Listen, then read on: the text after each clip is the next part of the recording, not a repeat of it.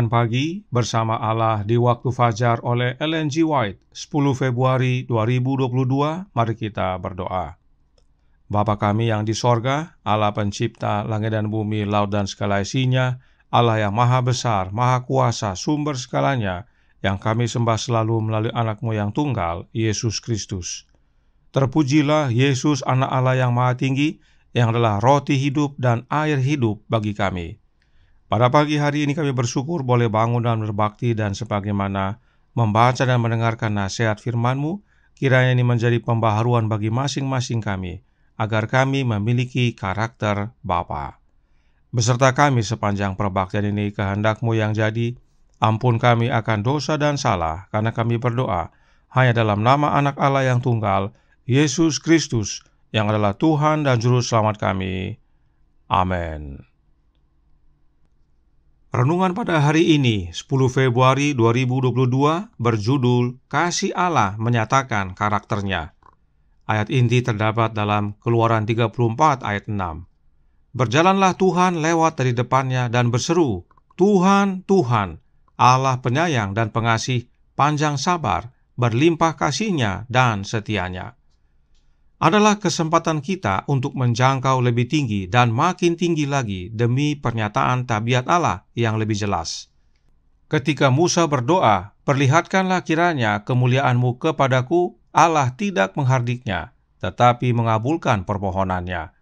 Allah mengumumkan kepada hamba-Nya itu, aku akan melewatkan segenap kegemilanganku dari depan-Mu dan menyerukan nama Tuhan di depan-Mu. Dosalah yang menggelapkan pikiran kita dan menggelapkan persepsi kita.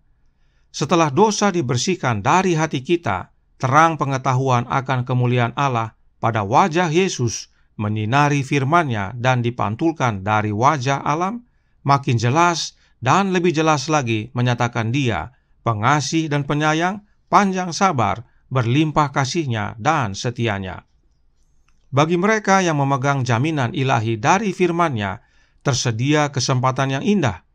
Di hadapan mereka terbentang bidang kebenaran yang luas, sumber kuasa yang melimpah. Hal-hal yang mulia harus dinyatakan. Kesempatan dan kewajiban yang mereka tidak sangka ada di dalam kitab suci akan dinyatakan. Semua yang berjalan di jalan penurutan dengan rendah hati memenuhi maksud-Nya akan mengetahui lebih banyak tentang jawaban Allah yang bijaksana. Biarlah pelajar itu mengambil kitab suci sebagai penuntunnya dan berdiri teguh demi prinsip, agar dia dapat bercita-cita untuk mencapai suatu taraf. Semua filsafat dasar manusia membingungkan dan memalukan apabila Allah tidak diakui sebagai segalanya. Tetapi iman yang indah itu yang diilhami Allah memberikan kekuatan dan keagungan tabiat. Sementara kebaikan-Nya, kemurahan-Nya, dan kasih-Nya menguasai seseorang, maka persepsi tentang kebenaran akan lebih jelas, dan lebih jelas lagi, lebih tinggi dan lebih kuduslah keinginan akan kemurnian hati dan kecemerlangan pikiran. Jiwa yang tinggal dalam suasana pemikiran yang kudus dan murni diubah oleh bercengkerama dengan Allah melalui membaca firman-Nya. Dikutip dari seri Membina Keluarga jilid 4, halaman 429 dan 430. Selamat pagi, saudaraku dalam Tuhan. Setelah kejadian kemurtadan bangsa Israel di lembah Gunung Sinai, di mana mereka membuat patung anak lembu emas, lalu menyembah patung tersebut, dan akhirnya mereka kena tulah, Allah kemudian memerintahkan kepada Musa untuk pimpin bangsa Israel berangkat dari tempat itu menuju negeri perjanjian. Namun Musa melakukan pengantaraan untuk mendapatkan jaminan bahwa Tuhan sendiri yang akan bimbing mereka. Dalam pengantaraannya tersebut, Musa meminta kepada Tuhan untuk memperlihatkan kemuliaan-Nya. Tuhan tidak menolak permintaan Musa tersebut dan malah berkata dalam Keluaran 33 ayat 19, berbunyi, "Tetapi firman-Nya, aku akan melewatkan segenap kegemilanganku dari depan-Mu dan menyerukan nama Tuhan di depan-Mu. Aku akan memberi kasih karunia kepada siapa yang kuberi kasih karunia dan mengasihani siapa yang kukasihani." Kegemilangan yang Tuhan maksudkan adalah kemuliaan-Nya. Jadi, Tuhan akan melewatkan kemuliaannya dan menyerukan nama Tuhan di depan Musa. Apakah kemuliaan dan nama Tuhan tersebut? God's Amazing Grace halaman 322 paragraf 2 berkata, kemuliaan Allah adalah karakternya. Kemuliaan Allah adalah karakter Allah itu sendiri. Lalu bagaimana dengan nama? Nama juga karakter. Itu sebabnya masih dalam paragraf yang sama, Roh Nubuat melanjutkan, God's Amazing Grace halaman 322 paragraf 2. Kemuliaan Allah, karakternya kemudian dinyatakan. Berjalanlah Tuhan lewat dari depannya dan berseru, Tuhan, Tuhan, Allah penyayang dan pengasih, panjang sabar, berlimpah kasih-Nya dan setia-Nya, yang meneguhkan kasih setia-Nya kepada beribu-ribu orang, yang mengampuni kesalahan, pelanggaran dan dosa, tetapi tidaklah sekali-kali membebaskan orang yang bersalah dari hukuman. Tuhan menyerukan namanya yang adalah karakternya. Jadi baik kemuliaan dan nama adalah karakter dari Tuhan dalam huruf besar, dan Dia adalah Allah Bapa. Karenanya ingat kembali kutipan berikut ini dalam Signs of the Times Juni 27 tahun 1895 paragraf pertama. Dikatakan di sana, tujuan terbesar yang membawa Kristus ke bumi adalah untuk menyatakan Bapa.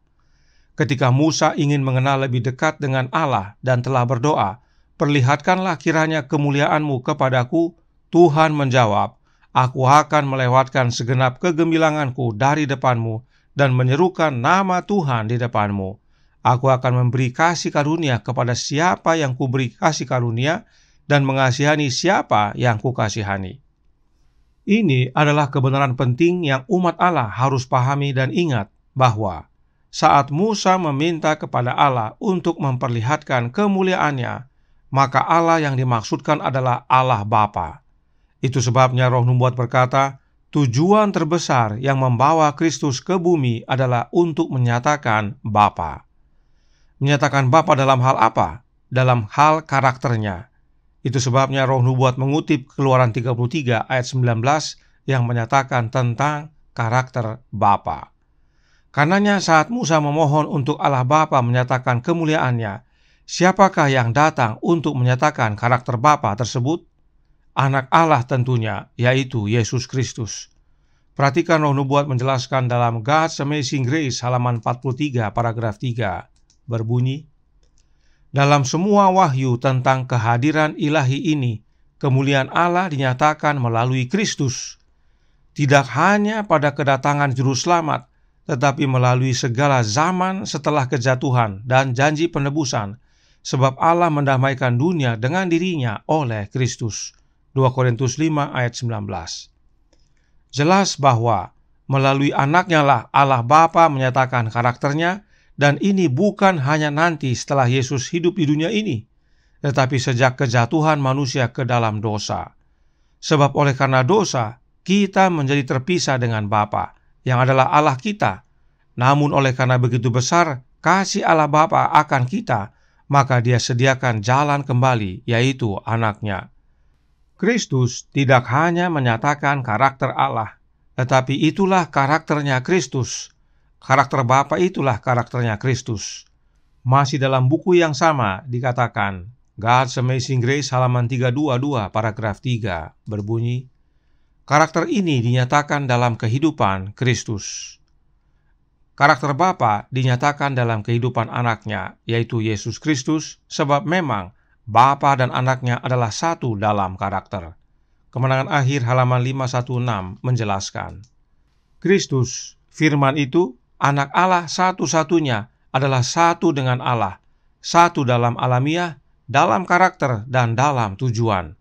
Satu-satunya pribadi di alam semesta ini yang dapat turut serta dalam semua musyawarah dan maksud-maksud Allah. Allah Bapa dan anaknya satu dalam karakter.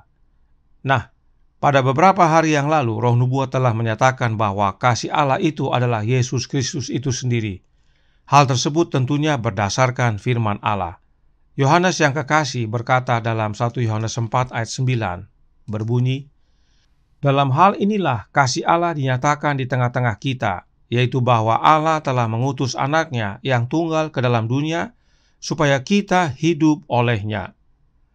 Kasih Allah dinyatakan kepada kita dengan cara mengutus anaknya yang tunggal ke dalam dunia ini. Karenanya jelas bahwa kasih Allah itu adalah Yesus Kristus. Itu sebabnya karakter Bapa dinyatakan oleh anaknya yang adalah perwujudan kasih Allah kepada kita, manusia yang berdosa.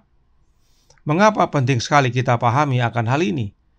Karena satu-satunya cara untuk kita dapat memiliki karakter Bapa hanya dengan menerima karakter anak Allah. Dan karakter tersebut adalah kunci gerbang sorga. Membina Keluarga Sehat halaman 421 paragraf 6 menjelaskan, pengetahuan akan Allah dan Yesus Kristus yang dinyatakan dalam tabiat adalah suatu kehormatan di atas segala hal lain yang dinilai di dunia atau di sorga. Itulah pendidikan tertinggi, itulah kunci yang membuka gerbang sorgawi. Pengetahuan ini dimaksudkan Allah agar semua orang yang mengenakan Tuhan dapat memperolehnya. Siapakah Allah yang dimaksudkan? Allah Bapa tentunya. Dan siapakah Tuhan yang dimaksudkan? Tuhan Yesus. Perhatikan dalam bahasa Inggris dikatakan oleh Nya White, God's purpose that all who put on Christ shall possess.